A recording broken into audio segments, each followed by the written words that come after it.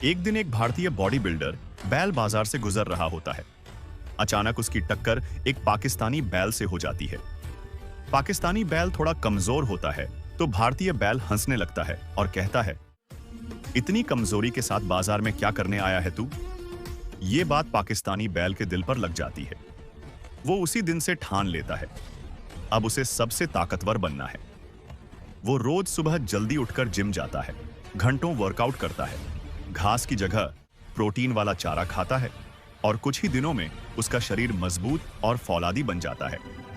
अब वो फिर उसी भारतीय बॉडी बिल्डर बैल के पास जाता है और कहता है, अब चल मैदान में असली ताकत दिखाते हैं। दोनों बैल मैदान में उतरते हैं।